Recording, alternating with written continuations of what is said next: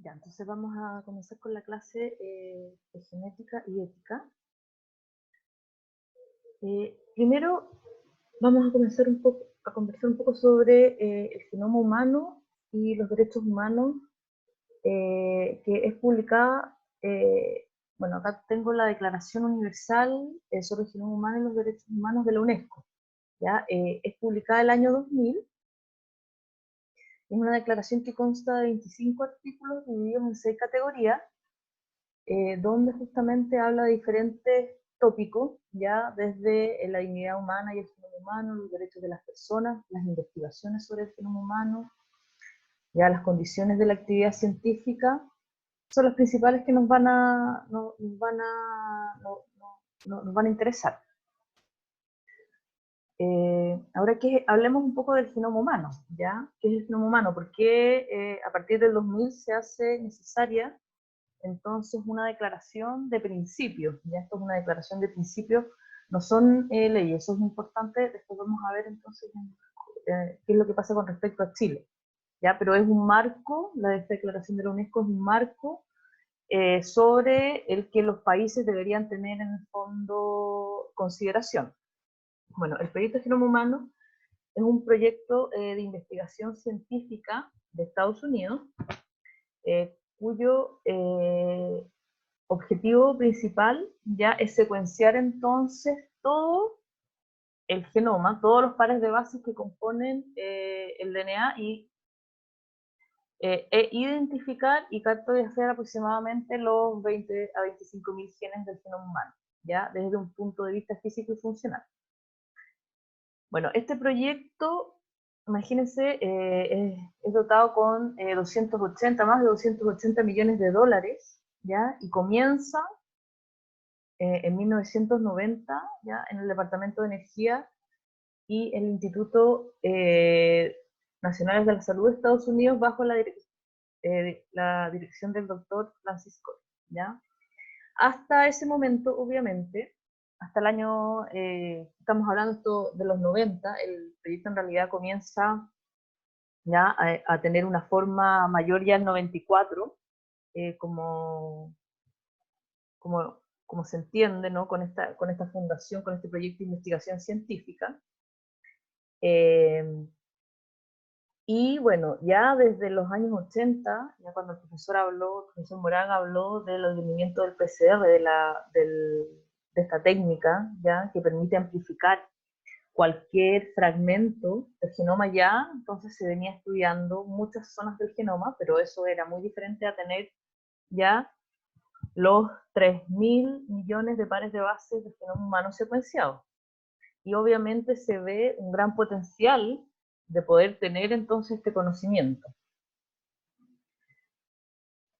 El 6 de abril, o sea, casi 6 años después, o 10 años después en realidad, desde que se comienza a trabajar en este proyecto, se anuncia públicamente entonces la terminación del primer borrador del genoma humano secuenciado, ¿ya? Y los genes también, que localizaba los genes dentro de los cromosomas. También hemos comentado antes que antes del proyecto del genoma humano existía una, ¿no es cierto? Se pensaba que había una cantidad mucho mayor de genes, dada la complejidad, dijéramos, fisiológica de los seres humanos. Entonces, se calculaba que debían ser como aproximadamente 100.000 genes diferentes, pero obviamente no se sabía.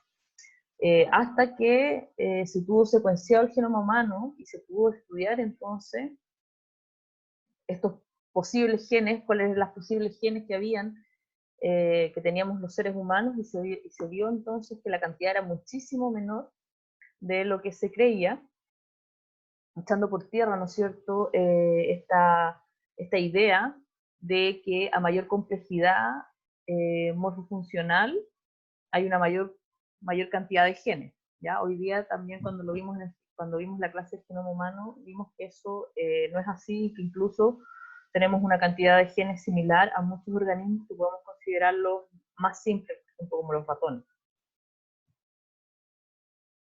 Bueno, este fue publicado, dijéramos, este análisis fue publicado en la revista Nature, ¿ya? Y entonces acá hay ¿no es cierto? Hay un diagrama donde muestra los principales resultados de que se encontraron versus lo que existía de secuencia de otros organismos. También habían, ¿no es cierto? Nosotros nos fuimos obviamente la primera especie en ser secuenciada, ya fueron bacterias, obviamente, que tienen DNA mucho más pequeños y además tienen una gran importancia, dijéramos, en el laboratorio también. Entonces habían otros, dijéramos, otros organismos con que comparar, ¿ya? Y ahí se ve entonces, se hace una primera aproximación respecto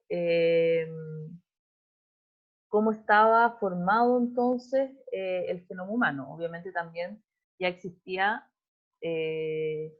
una importante, dijéramos, información respecto al ratón, porque el ratón también en un primer momento era muy importante tener el genoma del ratón, porque hasta el día de hoy la gran mayoría de los estudios, investigaciones en medicina se conducen usan como modelo animal el ratón.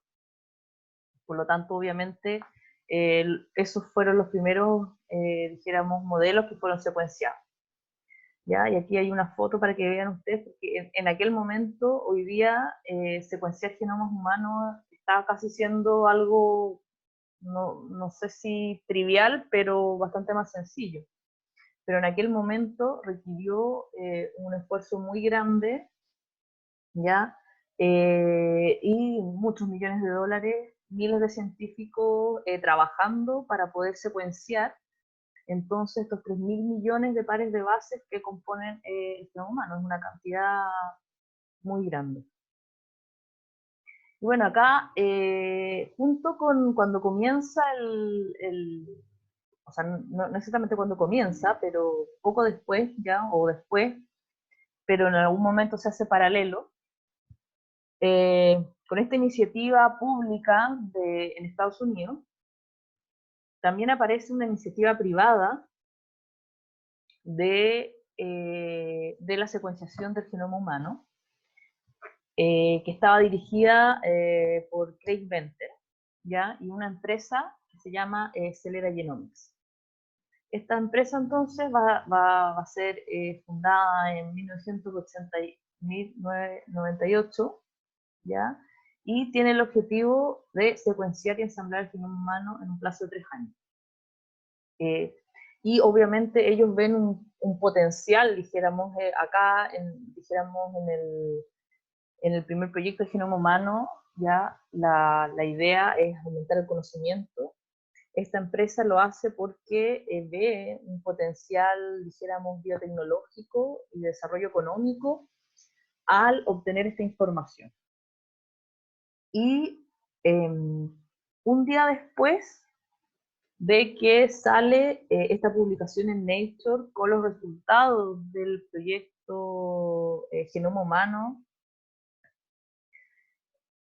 dijéramos, de esta fundación pública, entonces Celera publica en la revista Science, que es la otra gran competidora, la otra gran revista, dijéramos, científica, publican entonces sus resultados respecto de la secuenciación del genoma humano. Es interesante porque ellos además publican, que no lo publican en el primer, dijéramos, en el primer artículo del proyecto Genoma Humano, pero ellos sí lo hacen con respecto a lo que encuentran, respecto a este primer análisis, respecto a los genes, ¿ya? Que ellos analizan. Por ejemplo, ellos encuentran que casi un 36% de todos los genes ellos no son capaces de darle una función conocida, ¿ya? Pero los otros entonces dicen que son, por ejemplo, un 2.6 serían proteínas transportadoras, protoncogenes, etcétera, ¿ya? Proteínas de adhesión celular, proteínas virales, etcétera, ya quinasas, o sea, hay un montón de, obviamente, esto son potenciales, dijéramos, genes, ¿ya? No todo, esto no quiere decir que se sepa a ciencia cierta que los genes, que estos genes, por ejemplo, de ligasas, ¿no es cierto?, que es un 0,7%, todos estos son realmente genes de ligasas, sino que lo que se hace bioinformáticamente, se analiza la estructura, ¿ya? Y se encuentran algunos motivos específicos que hacen creer entonces que es probable que este gen entonces tenga una función, por ejemplo, quiero decir, de ligasa o liasa o etcétera, lo que ellos encontraron versus otros que no son capaces de darle ninguna potencial función. 2 años después, el proyecto Genoma Humano lanza entonces dijéramos, su mapa, su propio mapa, que lo había ya lanzado el Celera Genomics, respecto a la clasificación entonces de los diferentes genes que ellos encuentran al analizar el genoma humano. Se fijan que acá hay una cantidad menor de genes que no son clasificados, que no pueden identificar, ¿ya? Y que puede ser por varias razones. Una cosa es que también en 2 años, dijéramos, avanza el conocimiento bastante, entonces muchos genes que en algún momento podrían no ser identificables, ya sí lo pasan a ser. Y bueno, también tiene que ver con que los sistemas bioinformáticos que pueden usar son diferentes. Entonces esto hay que tener en fondo, obviamente, ojo, pero ya nos muestra una información muy interesante respecto a la cantidad de proteínas, enzimas, y obviamente una cantidad de información muy importante. Entonces, cuando el genoma humano, dijéramos, lanza esta información, ahí se hace necesario que hayan organismos como la UNESCO, ¿no es cierto?, que lancen directrices respecto de qué hacer y la ética respecto a toda esta información. Porque hay muchos elementos que los vamos a ir conversando a medida que avanza la clase, que tiene que ver con el uso, potencial uso, pero sobre todo también los potenciales beneficios económicos, ¿ya? Que hay. Es un proyecto que cuesta muchos millones de dólares, pero que potencialmente podría generar millones y millones y millones en ganancias también. Por otro lado, es información, ¿no es cierto?, que todos poseemos, ¿no? Entonces hay toda una, dijéramos, todos tenemos un genoma humano, ¿ya? Entonces, hay toda una complicación, dijéramos, al respecto. Entonces, se hace bastante interesante que la UNESCO, junto cuando sale entonces esta información, ya sabíamos, ya llevaban varios años, ¿no es cierto?, dijéramos, analizándose, ya se sabía, obviamente, que pronto, en ese momento, iban a estar los resultados, entonces era necesario, como les digo, tener un marco, ¿ya? Un marco donde moverse al respecto. Obviamente, como les digo, esto es una declaración de principios. Entonces, esto va a variar, esta declaración de principios no es legal. Eso quiere decir que vamos a tener que ir a la legalidad de cada país, que puede cambiar mucho al respecto de lo que se puede hacer y lo que no se puede hacer al respecto. Pero igual es interesante que entonces veamos cuáles son dijéramos, los principales principios que nos dice entonces esta declaración de la UNESCO. Uno del primer tópico entonces habla de la dignidad humana y el genoma humano, ¿ya? Y en este artículo 1 dice que el genoma humano es la base de la unidad fundamental de todos los miembros de la familia humana y el reconocimiento de su dignidad y diversidad intrínseca. Esto es importante porque dice, en sentido simbólico, el genoma humano es el patrimonio de la humanidad.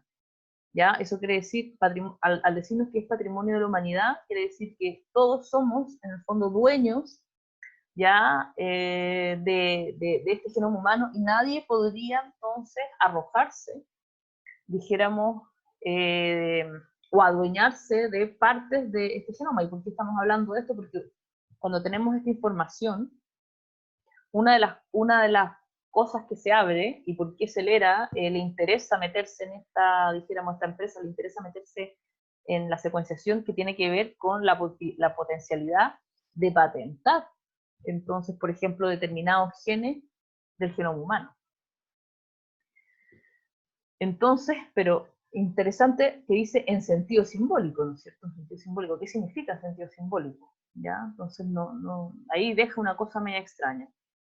Dice, y bueno, el artículo 2 dice, cada individuo tiene derecho al respeto de su dignidad y derecho, ya cualquiera sean sus características genéticas. Vamos a discriminar, entonces, ahora que tenemos el conocimiento, ya, y obviamente esta declaración de principio dice que no es posible discriminar a nadie, ya respecto a su genoma particular. ¿Ya? Y dice, esta dignidad impone que no se reduzca a los individuos a sus características genéticas y que se respete su carácter único y su diversidad. ¿Ya? Y bueno, acá hay un artículo también muy interesante, que lo vamos a ir mencionando, que vamos a ir volviendo, dice, el genoma humano en su estado natural no puede dar lugar a beneficios pecuniarios. ¿Ya? Entonces, en un primer momento, la declaración de la UNESCO, si nosotros lo entendemos, no es posible patentar ya genes del genoma humano. Porque, dice, es un patrimonio de la humanidad, ¿ya? Pero dice en su estado natural. Hay varias, dijéramos, cosas legales que vamos a ir viendo que a las finales ha resultado no ser tan así, dijéramos.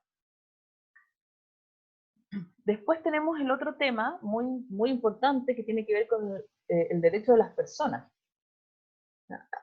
Hay una gran cantidad de información y nosotros, claro, tenemos el primer, dijéramos, borrador del genoma humano, pero ahora, de que ya tenemos este primer borrador en el año 2000, podemos seguir teniendo y seguir secuenciando muchos individuos más.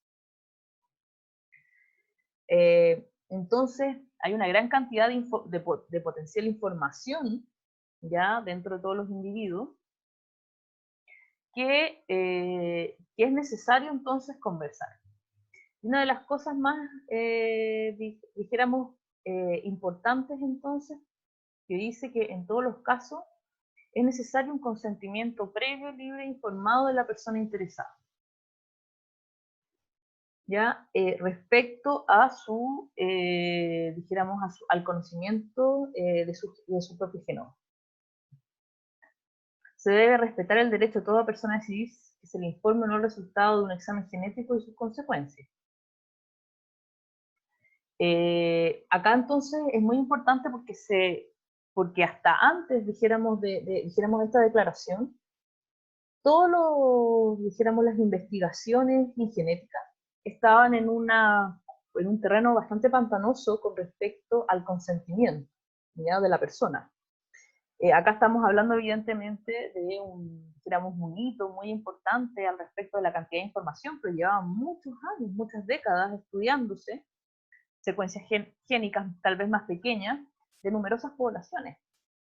En muchos casos simplemente no se les pedía a las personas el consentimiento, o si no se les explicaba muy brevemente, o si no se les decía, por ejemplo, una cosa muy común que se hacía, era que se les decía a las personas, ¿no es cierto?, que se les iban a tomar un examen de sangre para ver, no sé, cualquier cosa, su tipo sanguíneo, se le tomaba la muestra, y después esa muestra entonces se usaba para hacer una gran cantidad de estudios genéticos de diferentes cosas, desde estudios biomédicos a otro tipo de estudios. Y eso evidentemente es dijéramos, es una cosa que no corresponde, ¿ya? Y es incorrecto, es una violación a la libertad de las personas, ya de poder decidir, en el fondo, si quieren de participar o no, respecto de un estudio o de un análisis. Entonces, muchos, dijéramos, de los estudios anteriores, de los años 90, vamos a encontrar entonces estas irregularidades, sobre todo en América pasó mucho, sobre todo con población nativa, en Brasil, pero en Chile también pasó, donde entonces los científicos, dijéramos, iban a tomar muestras, ¿no es cierto?, a poblaciones que estaban muy aisladas, y en realidad nunca les decían realmente para qué iban a hacer estas muestras, para qué las iban a usar, iban a secuenciar sus genes, iban a hacer un estudio de poblamiento, porque en realidad no les interesaba a ellos, en muchas ocasiones incluso mentían. Entonces eso creó con los años una situación muy compleja, ya que tiene que ver con una desconfianza muy grande al trabajo científico, producto de estas malas prácticas que ocurrieron durante décadas. ¿Ya? Y como no había realmente una ley, no había un lineamiento, dependía entonces básicamente de, podríamos decir, la ética propia del científico, del grupo de investigación. Entonces, si había un grupo de investigación que consideraba que era necesario, por ejemplo, tomar un consentimiento informado, se tomaba, pero si no lo consideraba, no. Y eso también llega a otro problema ahora, de los bancos de muestras. Existe una gran cantidad de muestras tomadas en los años 60, 70, de población que puede ser muy importante de estudiar, pero obviamente no tienen consentimientos informados. Entonces, ¿qué hacemos? ¿Se pueden usar esas muestras? No las podemos usar, obviamente ya no existe la posibilidad de contactar a los individuos para explicarles y puede tomar un consentimiento. O sea, ahí hay varios temas éticos que se tocan. Sin embargo, entonces, con esta declaración de la UNESCO, ellos patentan y ponen que es necesario un consentimiento, ¿ya? Y acá dice también, en caso de investigación, los protocolos de investigaciones deberán someterse además a una evaluación previa de conformidad con las normas y directrices nacionales e internacionales aplicables a la materia. ¿Ya? Entonces ahora ya nos entregan un marco, ya no se trata de que cualquier científico puede llegar e ir a tomar muestra de lo que quiera, ¿ya? Porque ahora ya necesitamos un marco, ya no depende solamente del criterio de la persona. ¿Ya? Y bueno, y con respecto a las investigaciones sobre el genoma humano, dice, acá también el artículo dice, ninguna investigación puede prevalecer sobre el genoma humano, puede prevalecer sobre el respeto a los derechos humanos, de las libertades fundamentales y la dignidad humana. ¿Ya? Entonces acá,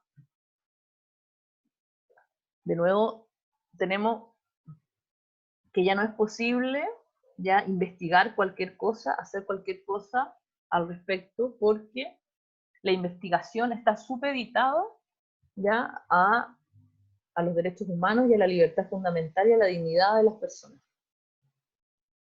Se dice, no se deben permitirse prácticas contrarias a la dignidad humana, como la clonación. Acá hay una cosa bien interesante, ya, porque a pesar que no está, o sea, no está directamente, está directamente, no está directamente relacionado, dijéramos, con la información del genoma humano, pero ellos dicen que la clonación con fines de reproducción no debe ser permitida. Obviamente, les vuelvo a recordar que esto es una declaración de principios, entonces simplemente ya esto va a cambiar. ¿Ya? Va a cambiar según los países. ¿Ya? Bueno, toda persona debe tener acceso a los progresos de biología, la genética y la medicina en materia de genoma humano. Y acá dice las aplicaciones sobre investigación en particular en el campo de la biología, la genética y la medicina deben orientarse a aliviar el sufrimiento y mejorar la salud del individuo y toda la humanidad. Una declaración de principios, pero muy linda, pero que no necesariamente en la realidad va a ser así. Bueno, ¿qué pasa en Chile al respecto? Nosotros ahora tenemos una ley que fue promulgada el año 2006, o sea, 6 años después de que sale esta primera declaración de la UNESCO. ¿Ya? Donde ahora ya, porque como les decía, la declaración de la UNESCO es una declaración de principios, pero no es una ley. Entonces, en Chile sí ya tenemos una ley, eso quiere decir que hay ciertas cosas ya que legalmente no es posible hacer. Entonces dice, para Chile el conocimiento del genoma humano es patrimonio común de la humanidad. ¿ya? En consecuencia, nadie puede atribuirse ni constituir propiedad mismo ni parte sobre él. El conocimiento de la estructura de un gen y de las secuencias totales o parciales del ADN no son patentables. En Chile ninguna secuencia, ningún pedazo del genoma humano es patentable. Ahora siempre hay dijéramos, una cosita, ¿no es cierto? Porque dice que si bien entonces la estructura del gen, eso quiere decir que la secuencia, ¿no es cierto?, la ordenación de nucleótidos no es patentable, los procesos biotecnológicos derivados del conocimiento del genoma humano sí son. Ya, como los productos obtenidos directamente de ellos, diagnóstico terapéutico, son patentables según las reglas generales.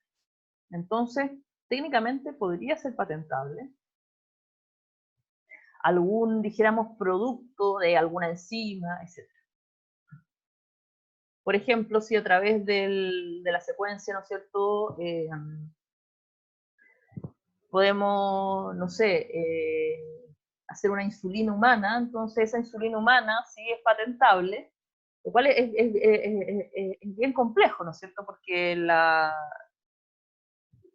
dijéramos, la secuencia en sí de la insulina humana no puede ser patentable, pero el producto, dijéramos, que es la enzima, que es lo que nos interesa, dijéramos, la insulina, dijéramos esta hormona, quiero decir, sí podría ser patentable. Entonces ahí hay un terreno. Entonces, ¿qué es lo que es patentable? Es patentable en realidad, dijéramos, la insulina humana o el proceso para obtener esa insulina humana.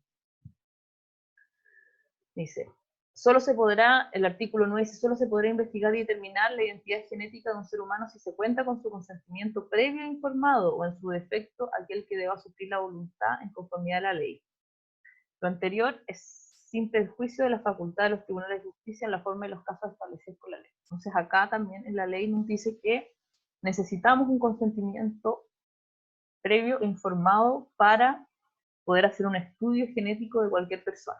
¿Ya? Ahora ya no es posible, como anterior a por ejemplo, tenemos que dijéramos, muchas muestras, ¿no es cierto?, tomadas en los años 90, por ejemplo, que tenían un consentimiento informado oral. ¿Qué quería decir eso? Entonces, que el investigador le decía a la persona, vamos a tomar esta muestra, y obviamente no existe ningún registro, más que, dijéramos, el propio investigador que dice que efectivamente le informó a la persona y le dijo lo que iba a hacer y que la persona, dijéramos, aceptó. Pero entonces no existe ningún registro, pero existen muchos consentimientos orales de muestras más antiguas.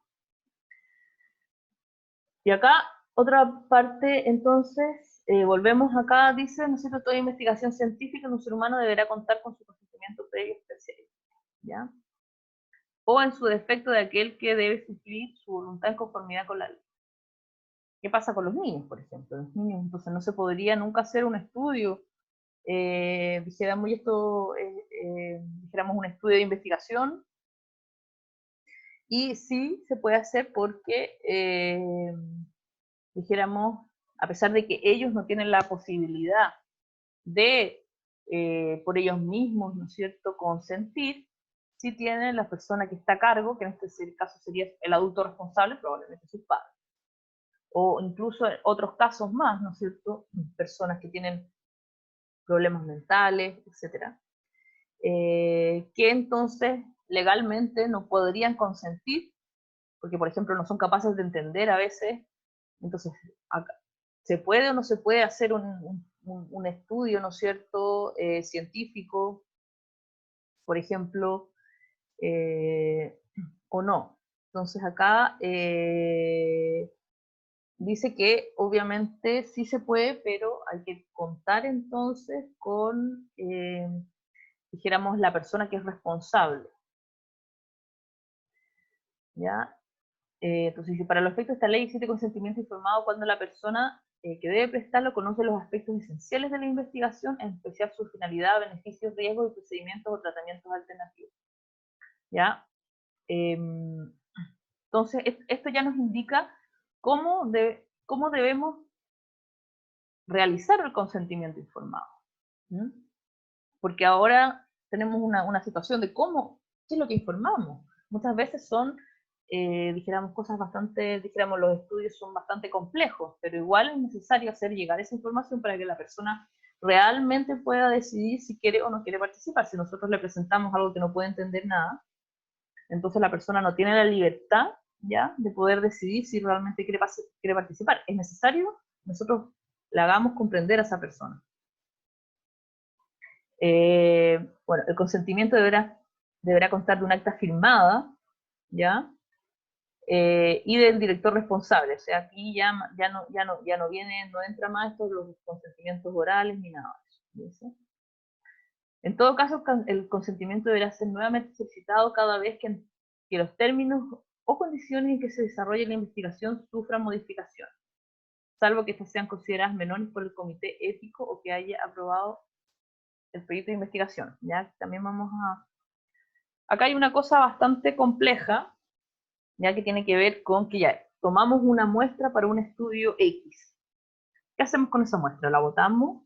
¿La podemos volver a usar para otro estudio? ¿Es necesario volver a contactar a la persona para que firme un nuevo consentimiento informado? Acá hay diferentes posturas, ¿ah?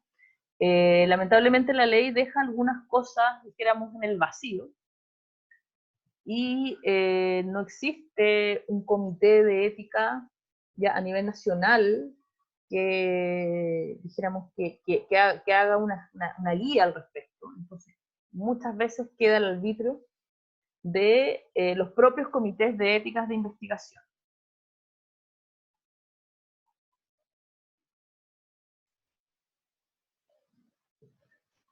Y el artículo 12 dice, la información genética de un ser humano será reservada.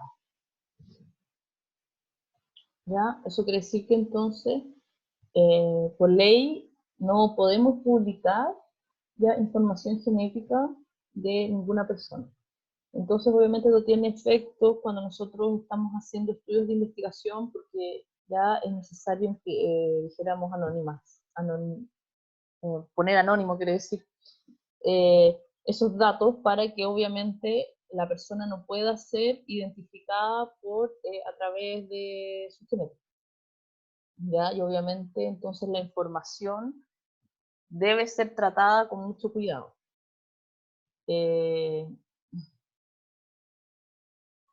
Y bueno, la ley entonces la recopilación, almacenamiento y tratamiento sobre protección de datos de carácter personal, ¿ya? Que esta es una ley ya sobre entonces los datos, dijéramos, de cada persona. Sobre los datos del genoma humano que permiten la identificación de una persona deberán ser encriptados para su almacenamiento y transmisión. Entonces, recuerdo que había hubo una pregunta, ¿no es cierto?, de una alumna respecto de por qué no se hacía, dijéramos, una base de datos completa ya de las personas, y bueno, de partida razones, dijéramos, monetarias.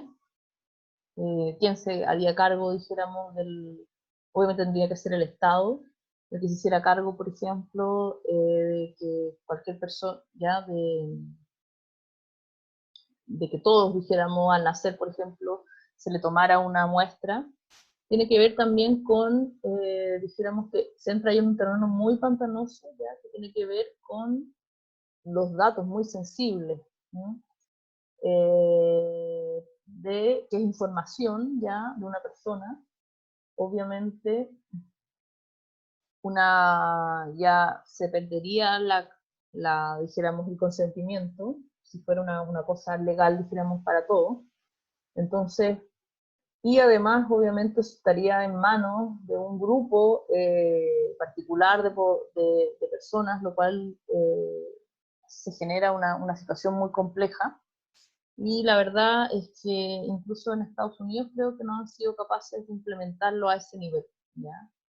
De realmente tener entonces a todas las personas, dijéramos, identificadas genéticamente, lo cual no quiere decir necesariamente que nunca vaya a ocurrir. Sin embargo, hoy en día entonces nos encontramos con esta situación, ¿no? De que en estos momentos todos tenemos el derecho de negarnos a que nuestra información genética esté, dijéramos, disponible. Y esa es una parte esencial entonces todavía de los derechos fundamentales y de la libertad. Entonces obviamente que no puede ser una ley, dijéramos, pública o una ley de la República, genotipificar a todos los individuos. Ahora entonces el consentimiento informado, ¿ya? Acá lo saqué de este libro, ¿ya? Donde aborda algunas consideraciones legales y éticas respecto a los consentimientos. Esto va a variar obviamente de país a país. Ahora, sin embargo, en todos los países existen, dijéramos, leyes y regulaciones al respecto. ¿Ya? Y bueno, acá lo primero que él patenta y es que la investigación genética está sujeta a los mismos estándares de cualquier otra rama de la investigación médica. ¿Ya? Entonces es requerido el consentimiento informado para tomar una muestra, así como es requerido el consentimiento informado cuando estamos haciendo una investigación médica. En este caso, entonces, no debe tratarse de una manera diferente. Y bueno, existen dos, dijéramos, tipos de investigaciones, ¿no es cierto? La investigación terapéutica y la investigación no terapéutica. Y pone acá como ejemplo de no terapéutica, que es la investigación tal vez que nos vamos a centrar nosotros como antropólogos, por ejemplo, investigación en las bases genéticas del alcoholismo. Y obviamente es importante que la investigación no terapéutica, la intención primaria es la recolección de datos y aumentar el conocimiento y un tratamiento inmediato, incluso aunque podría derivar en el futuro. ¿Ya? Y acá tiene que ver por ejemplo, toda la investigación de las bases genéticas de las distintas enfermedades, ya que puede ser que en el primer momento no vaya a generar tratamiento, pero podría ocurrir así. Y bueno, tenemos incluso otras investigaciones terapéuticas que no están relacionadas incluso, dijéramos, con ninguna enfermedad, sino que solamente que tienen que ver con el conocimiento, como por ejemplo estudios poblacionales o cosas así. ¿Sí? Y que solamente entonces el único objetivo es la recolección de datos y conocimiento, y nada más, no tiene otro objetivo. Y este autor pone algunas cosas que los comités de bioética deberían tener en cuenta. ¿Ya? Como les digo, esto va a variar porque muchas veces las leyes dejan vacíos, entonces, dependiendo del comité de bioética, puede ser lo que nos vayan a solicitar de el consentimiento informado. ¿Ya? Entonces, es posible, por ejemplo, que los individuos incompetentes, ya sean niños o adultos, por ejemplo, personas que puedan tener algunas enfermedades que no los hacen competentes a la hora de firmar consentimientos, pueden participar en el estudio. ¿Qué procedimientos en relación al consentimiento van a ser utilizados? ¿Ya? Los participantes entienden la naturaleza del estudio o las ramificaciones. ¿Ya? Al final, al sujeto se le darán los estudios o no se le darán los estudios de la investigación. Si los sujetos que están siendo investigados se les darán los resultados, ¿qué será? ¿Será un consejo genético, etcétera, o no? ¿Ya? Y acá hay una cosa bastante importante, dice, si los sujetos se les ha ofrecido ¿cómo se dice? Algún dinero, ¿cuál es la naturaleza? ¿Ya? Y cuál es la posibilidad de que esto sea construido como un inductor, ¿ya?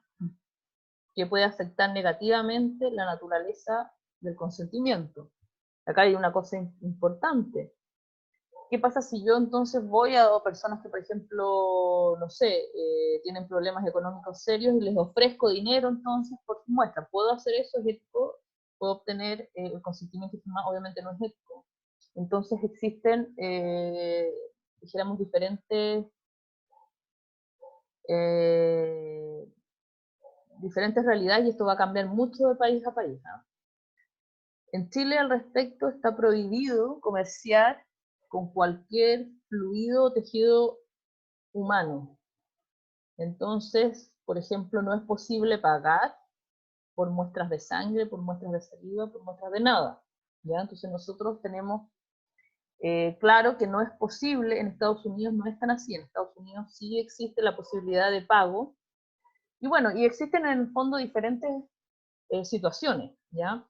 Porque tal vez no es un pago directo, pero si por ejemplo, tal vez con una muestra sanguínea no, pero pueden haber otros estudios, ¿no es cierto?, que involucren que la persona tiene que estar un día completo, entonces se le puede dar una compensación económica, dijeran, como se le llama, por el tiempo que es usado, si tiene que movilizarse de un lado a otro, entonces se permite dar ciertas compensaciones, pero tiene que estar todo muy bien, dijéramos, documentado y probado de cuál es la razón por la que se está dando ese dinero a las personas y que ese dinero no va a tener una influencia realmente en que la persona acepte dar su consentimiento para obtener ese beneficio y no porque realmente quiera participar en él.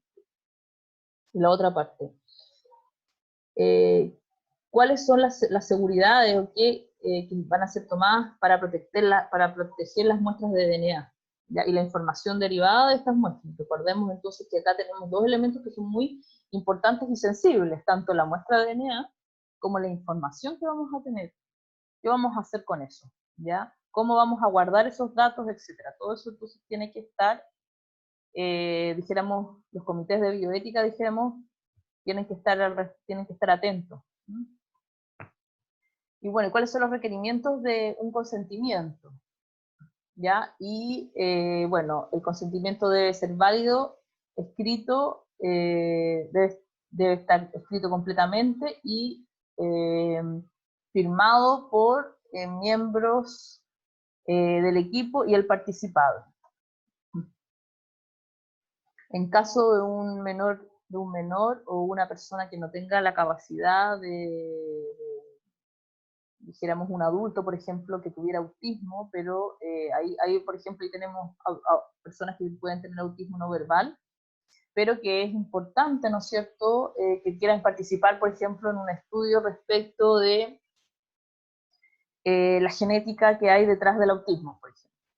Entonces, como podemos hacer que esas personas participen, obviamente esa persona no puede dar su consentimiento informado al respecto porque va a tener problemas, ¿no es cierto?, en la hora de la comprensión. Entonces ahí puede o no puede participar y va a depender obviamente de la persona a cargo. Ahora acá dice que igual obviamente el procedimiento debe involucrar un riesgo mínimo, una mínima invasión o desconforme. O sea, si la persona, ¿no es cierto?, si nosotros nos damos cuenta que la persona no quiere participar, porque no se grita o se quiere escapar o algo así, entonces obviamente no es posible que esa persona participe por mucho que esté de acuerdo su, dijéramos, el tutor o quiera. No podemos forzar nunca a una persona entonces a hacer algo que no quiere y para participar en un proyecto de investigación. Es muy importante.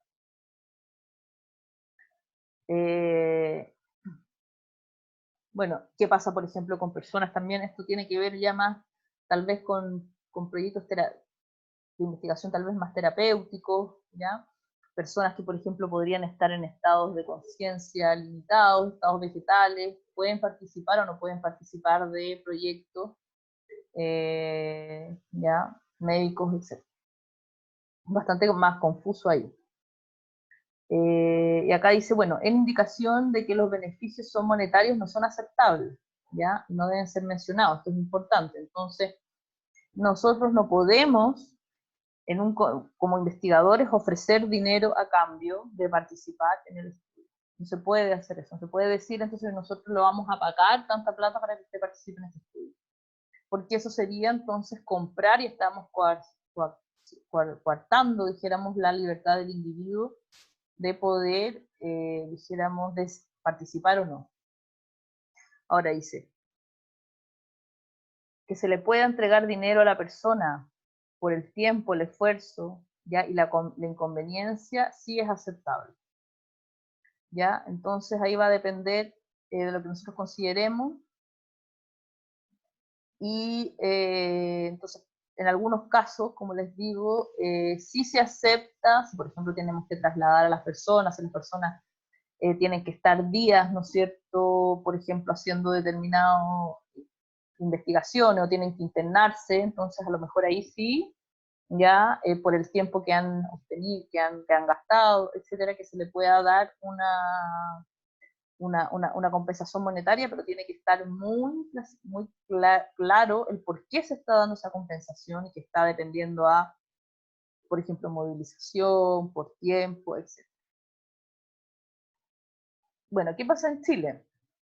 En Chile, con la ley que les acabo de mencionar, la ley 20.120 del 2006, incluye la creación de un Comité Nacional de Bioética. Sin embargo, hasta el momento no existe, no hay un nombramiento de los miembros, entonces no existe en realidad una Comisión Nacional de Bioética en Chile. Y eso genera una situación bastante compleja, porque no tenemos una guía única, ya respecto a cómo tienen que ser dijéramos, los consentimientos informados. Entonces puede variar muchísimo lo que le van a solicitar a uno desde una universidad a otra, por ejemplo. Porque claro, no tenemos una guía única que nos vaya a decir que tales cosas sí son permitidas, tales cosas no son permitidas. Y lo máximo que hay es, por un lado, esta oficina de bioética del MinSal, que es una pura persona en realidad que está a cargo, o sea, no tiene que, no es un comité, no es una comisión nacional, y una sociedad chilena de bioética, que es una organización, dijéramos, científica privada, o sea, o no sé si privada, pero una organización científica. No es de gobierno ni nada, ya es como la Sociedad Chilena de Biología, tenemos la Sociedad Chilena de Bioética. Y bueno, lamentablemente, digo lamentablemente, porque al vacío que hay esta Comisión Nacional de Bioética, la Sociedad Chilena de Bioética ha entrado con fuerza entonces a ellos dar los lineamientos y consideran que son importantes. Y muchas veces que va mucho más allá. Una de las cosas, por ejemplo, que es bien discutible, tiene que ver con la destrucción de las muestras. Muchas veces las muestras pueden tener, tenemos claro, ¿no es cierto?, que si nosotros tomamos dijéramos, una investigación para hacer un estudio de, ¿cómo se dice?, no sé, de poblamiento, no corresponde que yo use esas muestras para, por ejemplo, entonces ver si la persona tiene, o hacer un análisis de, como habíamos mencionado en un comienzo, los genes para ver si hay tendencia a alcoholismo o no, por ejemplo, ¿ya? Porque fueron tomados para diferentes cosas. Entonces, en ese caso, ¿qué es lo que nos dice los lineamientos, incluso los lineamientos de la ley? ¿Ya? La ley en ninguna parte menciona que es una obligación destruir las muestras, en ninguna parte. Solo dice que no pueden ser usadas para cosas diferentes para lo que se obtuvo, entonces, este primer consentimiento. Entonces, si yo obtuve un consentimiento para un estudio biomédico, no lo puedo usar para un estudio, dijéramos, de poblamiento, y viceversa, sin un nuevo consentimiento, dice. Eso lo dice súper claro, en ninguna parte dice, pero sucede que hay una persona en este Comité Chileno de Bioética, que se llama Manuel Santos, que es de la Universidad Católica, que dijéramos bastante, bueno, bastante, dijéramos, una persona muy católica. Entonces esta persona considera que tienen que ser destruidas, tiene una interpretación muy rígida, dijéramos, entonces, dijéramos, del consentimiento, y que la muestra debe ser destruida, entonces, sin más ni más. Y sucede que esta persona, entonces, por ejemplo, tiene una influencia muy importante en el Comité de Bioética de la FACSO, por ejemplo. Pero no así en el consentimiento, no en el Comité de Bioética de la Facultad de Medicina. Entonces, en FACSO te obligan a destruir las muestras, pero la Facultad de Medicina no lo hacen. ¿Ven? Cosas así. Entonces, que no es menor, dijéramos. y lamentablemente no tener porque si tuviéramos una Comisión Nacional de Bioética donde todos entonces están de acuerdo, bueno, hay que hacerlo, pero acá ya no, depende entonces, no hay una ley, y depende entonces del criterio de la Comisión de Bioética que está analizando el proyecto de investigación, qué es lo que va a ocurrir, y eso evidentemente no debería ser así. Bueno, la Organización Mundial de la Salud ya también da algunos formatos para los documentos de consentimiento informado, ¿ya?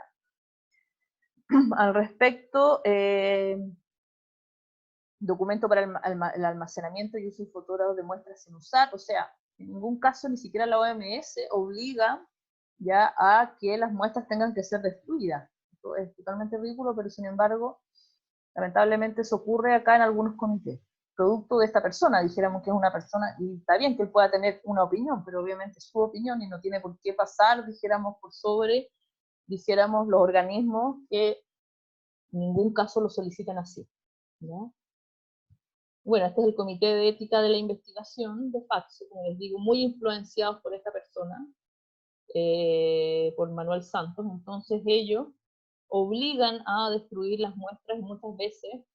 Yo no sé si eso ha ido cambiando o qué es lo que ha pasado, porque también en el fondo, como no tenemos una guía, va a depender entonces de los miembros que formen el Comité de Bioética o de Ética de la Investigación, entonces qué es lo que nos van a solicitar o no. Eso también es totalmente, no debería ser así, dijéramos. Ya, pero en Faxo tenemos este comité, ya, este comité. Y bueno, independiente de eso, entonces, el consentimiento informado tiene que tener una serie de características que van a incluir, primero, un punto importante, que es la información, toda la información al respecto del proyecto. ¿Ya? Y eso va a requerir respecto a la participación, los riesgos, los beneficios. ¿Tiene beneficio? No tiene ningún, este proyecto, por ejemplo, no tiene ningún beneficio para usted personalmente, ya ningún beneficio. Es totalmente voluntario, es muy importante siempre dejar claro que es totalmente voluntario y que la persona puede en cualquier momento, dijéramos,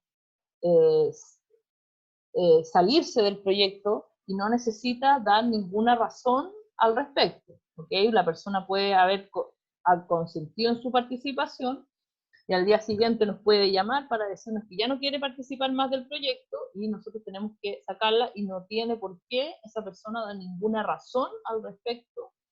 Eso quiere decir que hay una voluntariedad total de la participación en este estudio. La confidencialidad de nuestros datos, muy importante que quede claro.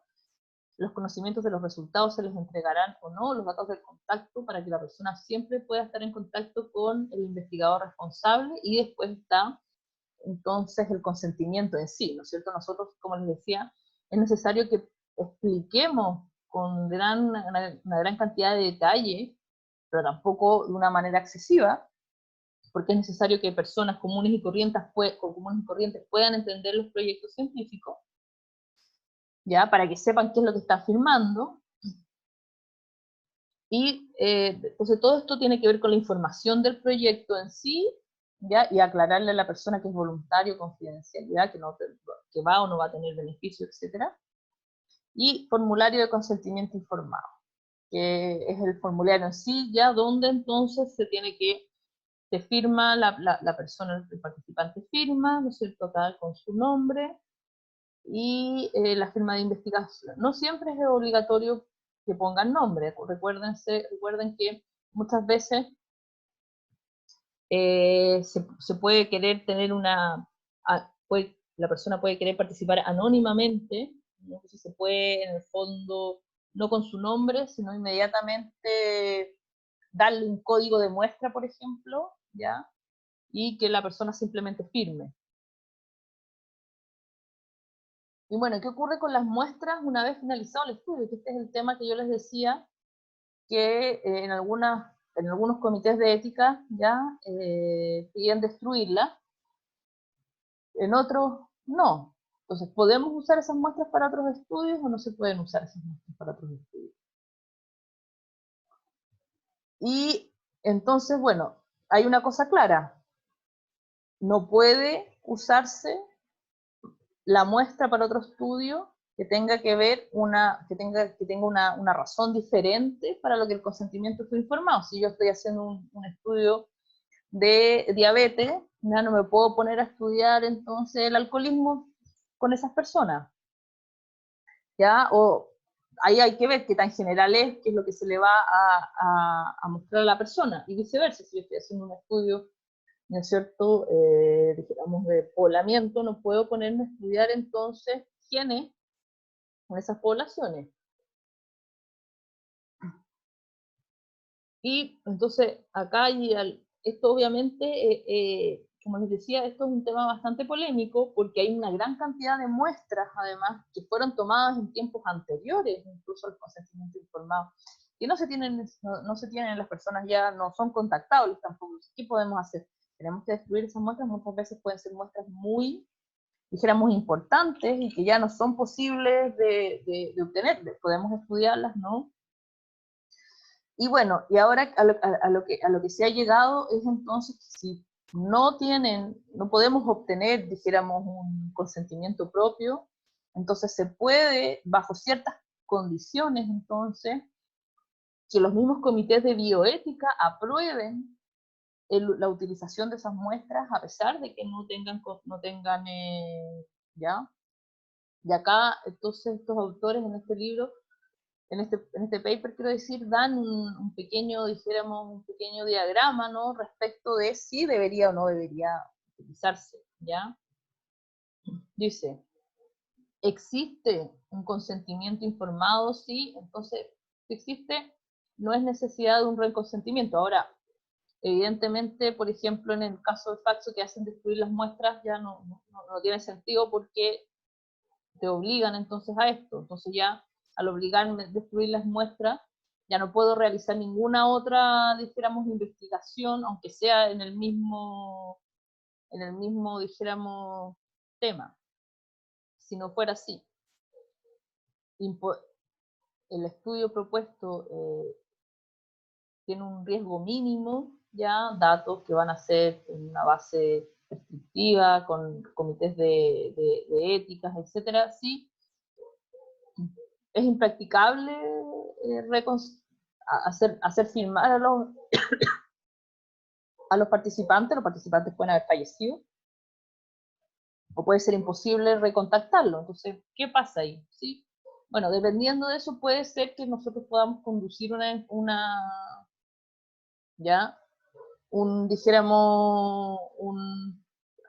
dijéramos, poder tener acceso a tejido, ¿ya?, sin el consentimiento informado.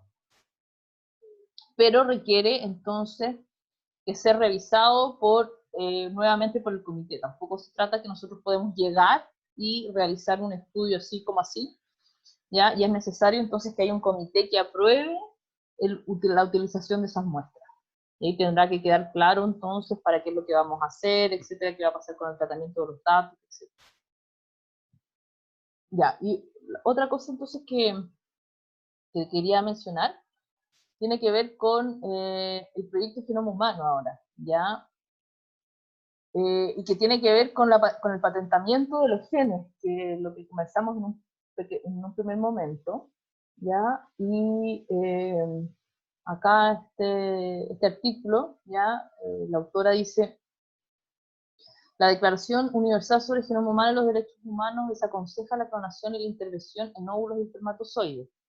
También plantea que el genoma humano es patrimonio común de la humanidad. Sin embargo, en Estados Unidos ya se han concedido patentes a secuencias génicas. Los médicos y los hospitales que deciden utilizar los genes para fines diagnósticos deberán pagar a los dueños cada vez que utilicen estas secuencias. Las grandes empresas farmacéuticas esperan recuperar, multiplicados en varias veces, las inversiones realizadas en los proyectos del genoma humano, ¿ya? Este proyecto, como le digo, los 280 millones de dólares salieron de muchas partes porque habían intereses de las empresas farmacéuticas de poder,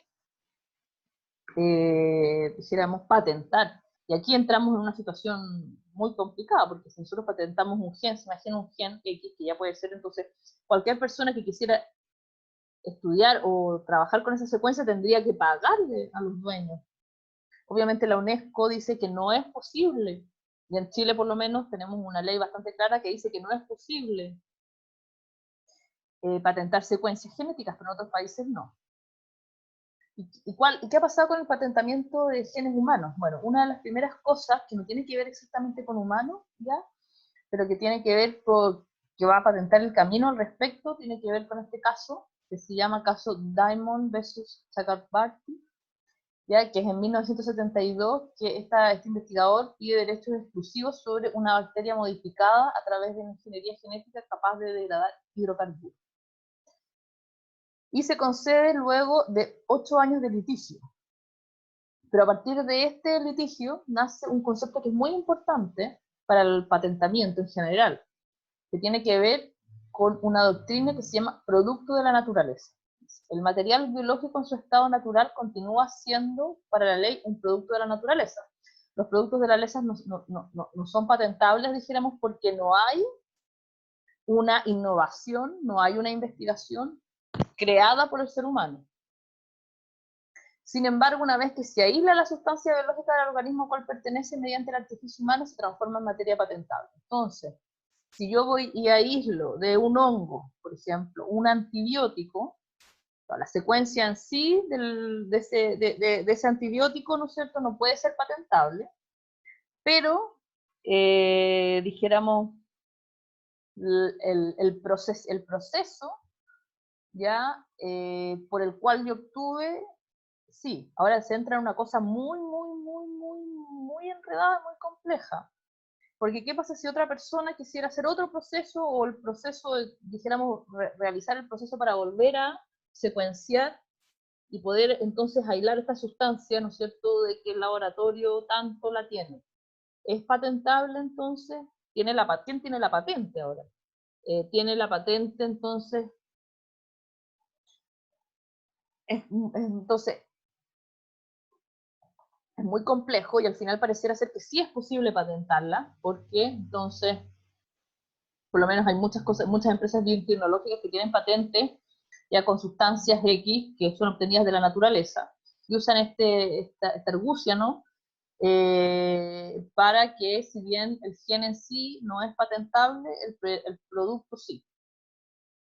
Y ahora hay un caso bien interesante que tiene que ver, que se llama caso Midial, que ocurrió en los Estados Unidos, ¿ya? Que tiene que ver con la asociación Molecular Pathology versus Myriad Genetics. Myriad Genetics es una empresa privada de biotecnología.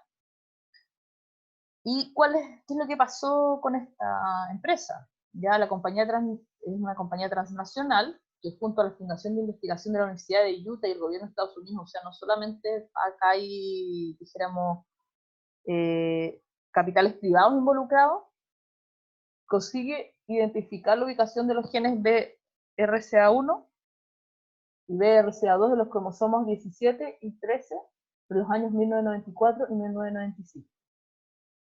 Se solicitan y se obtienen diferentes patentes relacionadas con las secuencias de los genes y las mutaciones en diversas jurisdicciones, entre ellas Estados Unidos y la Unión Europea. Estos genes están relacionados entonces con el cáncer de seno, ¿ya? ¿Y por qué es importante entonces? ¿Cuál es la idea de ellos de obtener de la patente de estos genes? Y obviamente un porcentaje importante de si nosotros tenemos estas mutaciones, tenemos incluso hasta un 65% de probabilidad de desarrollar cáncer de mama, lo cual no es menor, dijéramos.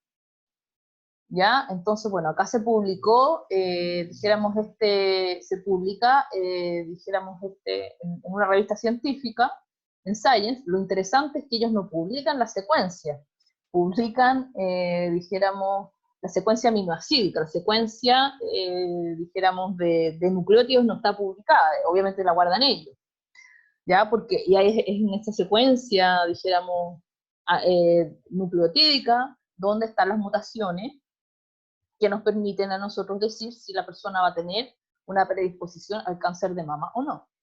Entonces esta empresa obtiene diferentes patentes, ya métodos para diagnosticar la predisposición del cáncer de mama o ovario asociado al gen BRCA1, ya también mutaciones del gen bla bla bla asociada, gen de susceptibilidad de cáncer de mama asociados al 17q, ya, entonces obtiene 4, dijéramos, patentes. ¿Cuál es la gracia de obtener? Bueno, que esta empresa entonces saca un test de análisis que se llama BRCA análisis, que es para testear entonces si la persona tiene o no tiene las mutaciones famosas. Este test obviamente vale $4.000 más o menos, y solamente entonces puede en Estados Unidos ser analizado por esta empresa. Ninguna otra empresa entonces puede analizar, si uno tiene los $4.000, por ejemplo, nunca se puede enterar, a pesar de que tenga una historia de personas, de familias, ¿no?, que van a tener cáncer de ovario, no va a haber, dijéramos, no nos vamos a poder enterar, porque solamente ellos entonces tienen la patente de, de estos genes. El Partido Socialdemócrata Suizo, con el Greenpeace de Alemania, con el Instituto Curie de Francia, etcétera, etcétera, etcétera, ya presentaron objeciones contra la patente en Europa. Y argumentaron en realidad que característica de novedad, actividad inventiva y aplicación industrial. Obviamente no hay ninguna novedad. No hay ninguna creación, por mucho que sea muy importante, dijéramos, el logro que ellos obtuvieron, en realidad no hay ninguna novedad, no hay ninguna creación, simplemente están leyendo ya las mutaciones que se encuentran en personas, no hay ninguna innovación. Y va a ser que se revoca entonces una de las patentes sobre el método de diagnóstico, y las otras patentes se fueron modificadas para excluir los métodos de diagnóstico. Entonces tuvo un revés en Europa para mediar. Entonces ahora ya ellos no son los únicos que pueden testear. Entonces una persona tiene esta mutación con una probabilidad más alta del cáncer de mama. Si ustedes se recuerdan, ¿no es cierto?, esto fue bastante el caso, ¿no es cierto?, de Angelina Jolie, la actriz que tenía justamente la mutación, y se hace todos los estudios donde ve y decide entonces ella, dado que tenía el caso que tenía los genes mutados y dijéramos tenía los antecedentes de su madre y una tía y creo que su abuela también, entonces ella decide en base a esta información dijéramos hacerse una mastectomía preventiva. Mastectomía preventiva. Sin embargo, el año 2009, ya la asociación civil, porque esto ocurrió en Europa, y en Estados Unidos la patente seguía, dijéramos, sí, las patentes seguían activas. Entonces, reclaman ante la justicia que se proclame la nulidad de las patentes Myriad sobre las secuencias de los genes, ya BRA1, y los métodos para detectar las mutaciones de esos genes. Se pretende impugnar las patentes que habilitan a la empresa entonces para comercializar con carácter exclusivo el test BRCA análisis. ¿Ya? Y bueno, y en una primera instancia, el juez Robert Swift falla a favor de los demandantes. Los genes son productos de la naturaleza, no invenciones, por ello no pueden estar sujetos a las leyes de propiedad intelectual. O sea, volvemos, ¿no es cierto?, a esta declaración de principios, ¿no?, que dice la UNESCO, ya, pero claro, lo dice de manera simbólica, el genoma humano es propiedad de la humanidad. Acá volvemos entonces, y acá hay un juez de Estados Unidos que dice, entonces, no podemos patentarlo. Dice, la purificación de un producto natural sin más no puede transformarse en una patente. Y como el ADN aislado no es diferente del ADN en estado natural, no es patentable. Ya, la empresa Myriad presenta un recurso de apelación, obviamente, y logra una revocación parcial de la decisión del tribunal anterior, ya, en el año 2013. Entonces acá hay una cosa media leguleya, ¿no?, que ocurre, que es en el momento que nos encontramos. Esta es dijéramos, lo final, dijéramos, ya, ¿qué dice? Un segmento natural del ADN es un producto de la naturaleza y no es patentable simplemente por haber sido aislado. Aunque el ADN complementario o ADN-C es patentable porque no ocurre en forma natural. ¿Qué es el ADN-C? Bueno, el ADN complementario, que se llama, es un ADN obtenido por bioingeniería, que no contiene exones. ¿Qué es lo que se hace? Se obtiene el RNA mensajero que está editado por splicing alternativo, ya que contiene la secuencia que va a ser traducida a proteína. Se aísla ese RNA mensajero y a través de una transcriptasa inversa que como vimos, ¿no es cierto?, las virales, se traspasa de RNA a cDNA. Entonces el ARN transcrito pasa a ser a cDNA. Entonces acá dice que el cDNA, que contiene en el fondo las secuencias de exones de cDNA, que vamos a poder obtener la proteína, ¿ya?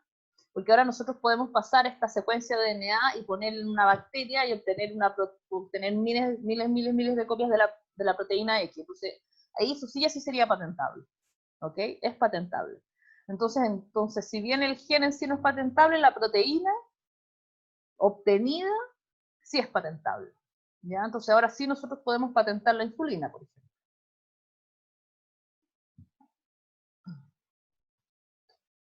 Bueno, acá entonces esta es la estructura del doble hélice y acá está el cDNA, ¿no?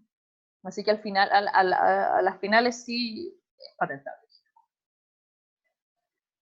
Y bueno, acá igual dice, obviamente esto fue bien importante cuando sale este hito, ¿no? Porque dice, claro, prohíben patentar genes, ¿ya? Nada del cuerpo humano se patente, fallo en EU, en Estados Unidos cambia reglas del juego de la medicina genética. Existía una cantidad enorme en ese momento de empresas biotecnológicas esperando patentar genes. Ahora dicen, entonces no es posible patentar genes. Ahora, con esta cosa legal, ¿no?, del cDNA, dijéramos, podemos en teoría patentar los genes igual. Y acá finalmente lo último que les voy a mencionar tiene que ver con otro tema, ya, que no tiene que ver con las patentes, pero que tiene que ver con la información genética que nosotros damos. ¿Cierto? Y este es un artículo bien interesante que lo tengo acá, que se lo podrían leer, o sea, un artículo de opinión, ¿ya? Respecto de estos negocios, que probablemente ustedes han escuchado hablar de los ADN Ancestry y el 23andMe, que tiene que ver, ¿no?, donde hay millones de personas que pagan, ¿no?, para hacerse un análisis genético, para decirle las probabilidades de proveniencia de diferentes zonas, ¿no?, sus orígenes ancestrales, y uno le está entregando una muestra a la persona, o sea, está pagando de partida para que le entreguen este resultado, pero uno está entregando una muestra. Y sucede que los consentimientos informados para qué hacer con esas muestras son bien complejos, y el 80% de la gente que entrega su ADN acepta que sus análisis sean utilizados para otras cosas. Entonces eso les da un poder de información. O sea, es un negocio absolutamente extraño. ¿Se imaginan? Es un negocio que tiene que ver, más encima, imagínense que ellos pagan para que, ¿no es cierto? O sea, a ellos les pagan para que les entreguen la información genética y después pueden hacer lo que quieran, dijéramos, con esas muestras. Y sucede que eso es lo que están haciendo. Y una de estas empresas está compartiendo información genética con gigantes farmacéuticos. ¿Por qué? Porque la información que uno entrega, ¿no es cierto? Cuando uno entrega una muestra de saliva, no está entregando solamente su información de ancestría, está entregando su información respecto a potenciales enfermedades, un montón de cosas. Entonces, uno está entregando una cantidad de información, pero insólita. Y sucede que los consentimientos, en el fondo, que acá no es una cosa igual que un estudio científico, ¿no es cierto? Nosotros estamos pagando por un servicio. Entonces, obviamente, uno acepta ciertas condiciones. Y la mayoría de las veces lo que dicen es que esto, a propósito, ¿no es cierto?, ellos hacen estos aceptamientos, estos, quiero decir, consentimientos, donde la gente acepta entonces que su DNA sea guardado y analizado para otras cosas, y que la mayoría lo hace realmente sin entender bien qué es lo que está haciendo. Simplemente no se da cuenta, ¿no?, de qué es lo que está entregando, y que está generando, no solamente que está pagando, sino que con su muestra está generando un negocio multimillonario que está haciendo que esta empresa gane millones y millones y millones de dólares. ¿Se imaginan? O sea, es una locura. O sea, uno paga y más encima después con su muestra se hacen más millonarios todavía. Es realmente una cosa que yo la encuentro muy escandalosa. Y obviamente viene acá a decir, ¿es posible que ellos hagan esto? ¿Es posible que esta empresa, ¿no?, que dice que nos va a hacer un estudio de ancestría, entonces ¿no es cierto?, se asocie con una empresa biotecnológica o farmacéutica para utilizar datos de 5 millones de personas para desarrollar tratamientos médicos? La persona que pagó para que le hicieran un dato ancestral no lo hizo obviamente con ese sentido, y además que ellos lo dejan muy claro, ¿no es cierto?, cuando uno hace esto, cuando uno paga, de que no se les va a entregar ninguna compensación económica por la muestra. Entonces uno está haciendo que esa empresa gane millones y millones y millones. Ya yo no lo recomiendo a nadie, obviamente, que haga estos análisis, porque realmente uno no sabe posteriormente qué es lo que van a hacer con su análisis de ADN, o sea, con su información genética. Y en este caso, imagínense, se están logrando entonces que se desarrollen tratamientos médicos sin siquiera haber las personas consentido para realmente para que se haga eso, ¿sí? Porque los consentimientos son totalmente unas cosas muy, muy vagas, muy, muy vagas. Y esa era la clase